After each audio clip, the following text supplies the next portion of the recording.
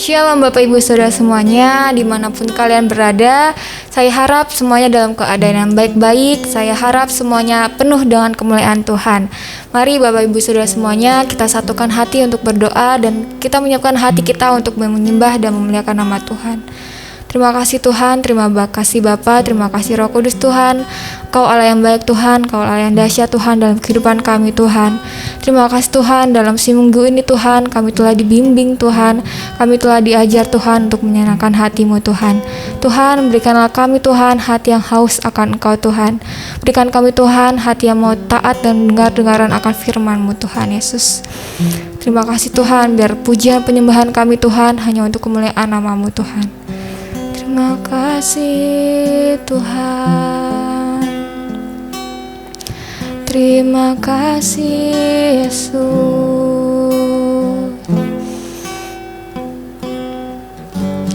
Roh-Mu yang hidup penuhiku, mengalir dalamku.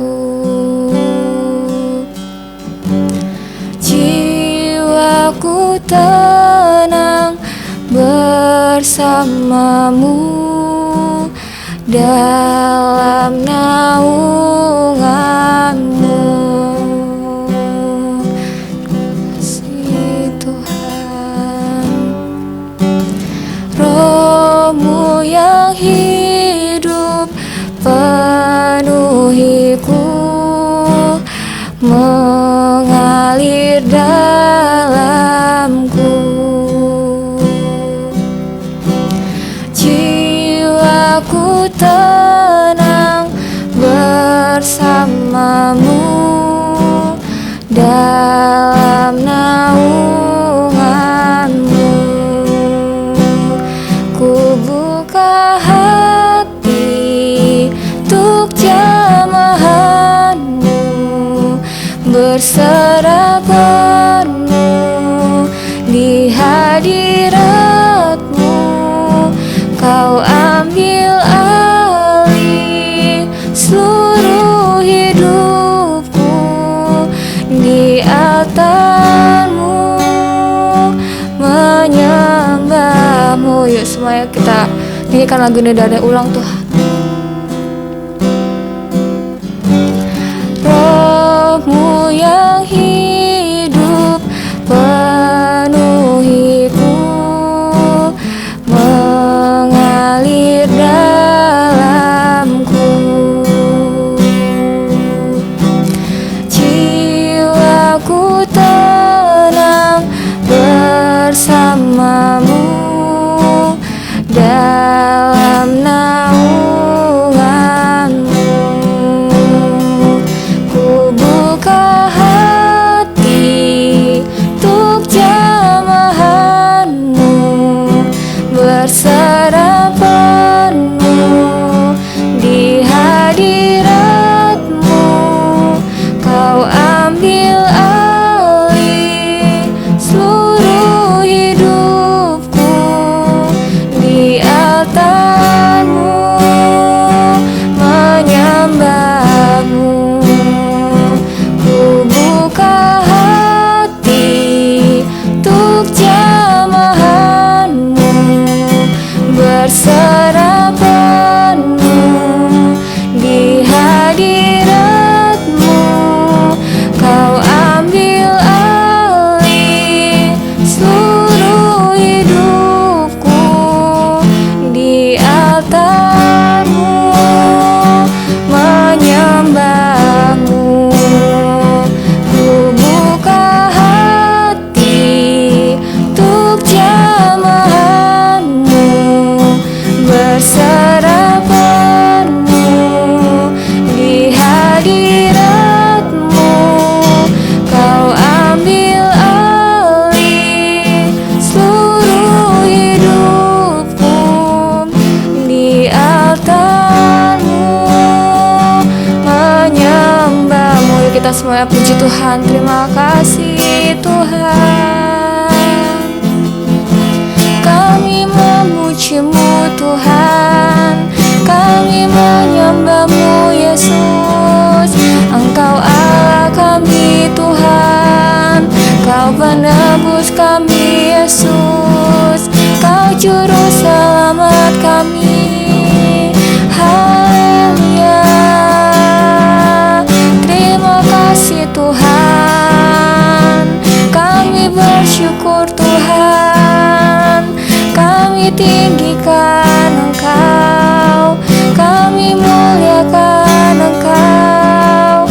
Ini hidup kami Tuhan, hanya buat Engkau Yesus, kami tinggikan Engkau, kami muliakan. Kasih Tuhan, terima kasih. Ku buka hati untuk jamahan-Mu, berserah penuh di hadirat-Mu. Kau ambil alih seluruh hidupku, di altar-Mu menyembah-Mu.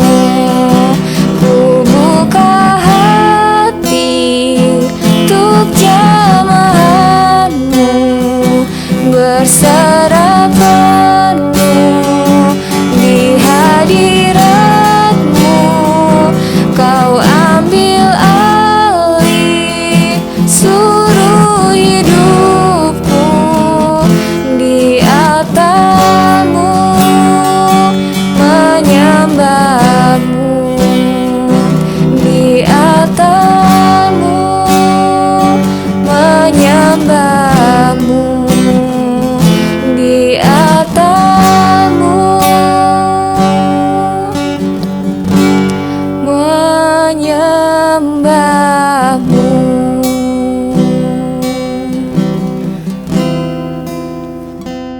Shalom. Saat ini kita akan mendengarkan pesan-pesan Tuhan. Mari kita berdoa untuk firman Tuhan pada hari ini. Bapa, kami sungguh bersyukur kalau hari ini Tuhan tuntun kami dengan firman-Mu, dengan urapan kuasa Roh Kudus-Mu, sehingga kami dimampukan berjalan mengikuti jalan-jalannya Tuhan. Kami percaya hanya Tuhan kekuatan bagi kami. Dan biarlah firman-Mu ini Tuhan menjadi terang dalam setiap kehidupan kami, sehingga kami juga dimampukan berjalan di dalam track-Nya Tuhan. Terpujilah nama-Mu Tuhan. Haleluya. Amin. Hari ini kita akan buka dari Alkitab kita, yaitu dari Kisah 1 ayat yang ke-8. Tetapi kamu akan menerima kuasa kalau Roh Kudus turun ke atas kamu, dan kamu akan menjadi saksiku di Yerusalem dan di seluruh Yudea dan Samaria sampai ke ujung-ujung bumi. Kita akan kembali ke ayat ini karena ini adalah masa-masa pencurahan Roh Kudus. Masa pencurahan Roh Kudus juga besar-besaran akan terjadi di era Pentakosta ketiga ini. Dan kita akan kembali kepada ayat ini karena ini ayat yang sangat luar biasa, bahwa setiap kita akan menerima kuasa yang dari Tuhan kalau Roh Kudus turun atas setiap kita. Kita tahu dan kita sadari bahwa manusia itu terdiri dari tubuh, jiwa, dan roh. Dan di saat roh kita dijamah oleh kuasa Roh Kudus, maka saya percaya bahwa setiap kehidupan kita akan mengalami suatu perubahan yang sangat radikal. Di saat roh kita diubahkan, jiwa kita akan diubahkan, dan juga jasmani atau tubuh kita juga akan semakin sehat dan kuat. Dan perubahan ini yang akan membuat kita itu berbeda dari orang-orang yang lain. Orang lain boleh punya agama apapun nama agamanya, tapi yang membedakan dari setiap kita anak-anak Tuhan adalah kita mempunyai kuasa Roh Kudus yang dari Tuhan. Itu yang membedakan.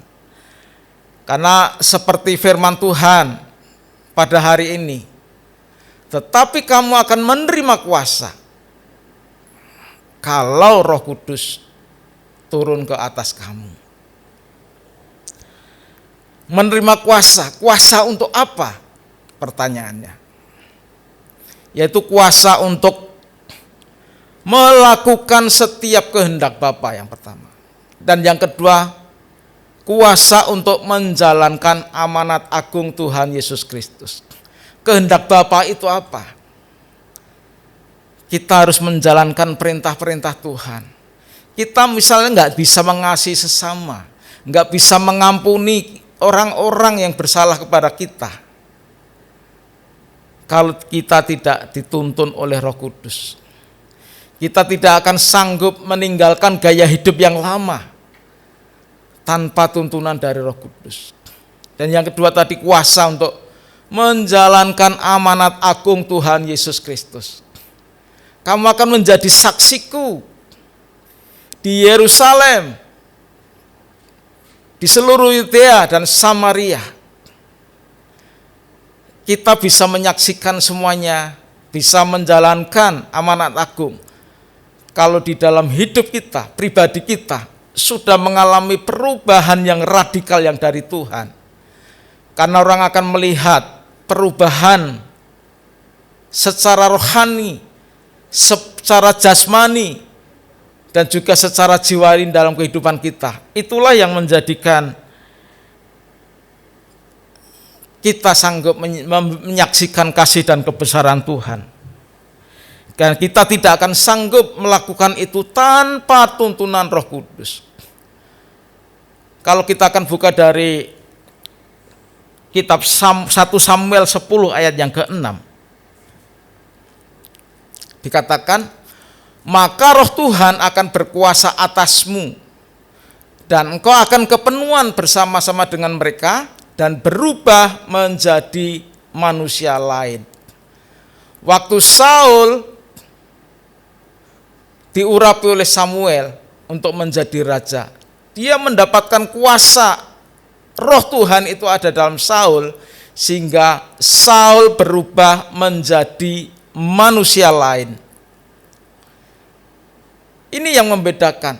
Kuasa Roh Tuhan yang menjadikan Saul itu menjadi manusia lain, menjadi manusia yang luar biasa, yang diberikan kuasa yang dari surga untuk menjalankan pemerintahan sebagai raja.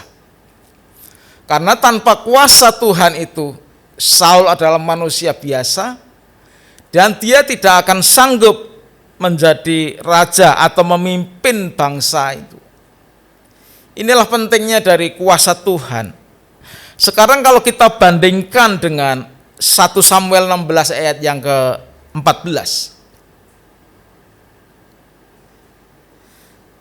1 Samuel 16 ayat 14 dikatakan, tetapi Roh Tuhan telah mundur daripada Saul, dan sekarang ia diganggu oleh roh jahat yang daripada Tuhan.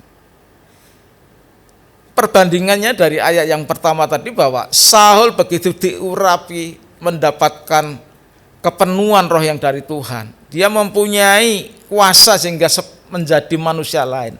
Tetapi begitu roh itu mundur dari Saul, Saul kehidupannya diganggu oleh roh jahat.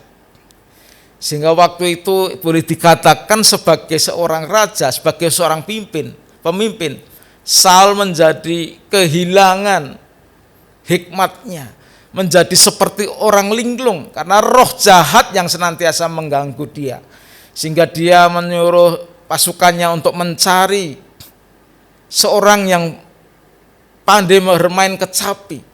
Dan waktu itulah didapat yang namanya Daud. Dengan kecapinya Daud memuji menyembah Tuhan. Dan di saat Daud itu memainkan kecapinya, roh jahat yang ada pada Saul pergi. Inilah, saya percaya dari hal ini, Daud juga banyak belajar hal. Di mana waktu roh Tuhan itu ada pada Saul, Saul menjadi manusia yang luar biasa. Tetapi begitu roh Tuhan itu mundur daripada Saul, Saul tidak ada apa-apanya dan malah mereka diganggu oleh roh jahat. Kalau kita buka dari Mazmur 51 ayat 13. Mazmur 51 ayat 13 mengatakan, janganlah membuang aku dari hadapanmu, dan janganlah mengambil rohmu yang kudus daripadaku. Peristiwa ini dialami oleh Daud waktu Daud ditegur oleh Nabi Nathan. Waktu Daud melakukan sesuatu yang tidak dikenan Tuhan, yaitu dia berzina dengan Batseba. Daud mengakui dosa di hadapan Tuhan, dan dia mengatakan, janganlah membuang aku dari hadapanmu, dan janganlah mengambil rohmu yang kudus daripadaku. Kita tahu bahwa Raja Daud adalah raja yang sangat besar, kekuasaannya saat itu, prestasinya, kemenangannya di dalam peperangan, kepemimpinannya di dalam memimpin negara, sungguh sangat luar biasa. Dan Daud menyadari itu semuanya dimampukan karena ada roh Tuhan dalam kehidupannya. Makanya dia tersungkur di depan Tuhan. Janganlah mengambil rohmu yang kudus daripadaku ya Tuhan. Sebab Daud menyadari kalau roh kudus yang ada dalam hatinya diambil oleh Tuhan, dia tidak ada artinya apa-apa. Dia sebagai manusia biasa yang penuh dengan kekurangan dan kelemahan. Makanya dia dengan tersungkur minta sama Tuhan, jangan mengambil rohmu yang kudus daripadaku. Kalau kita baca dari kitab Galatia 3 ayat 3.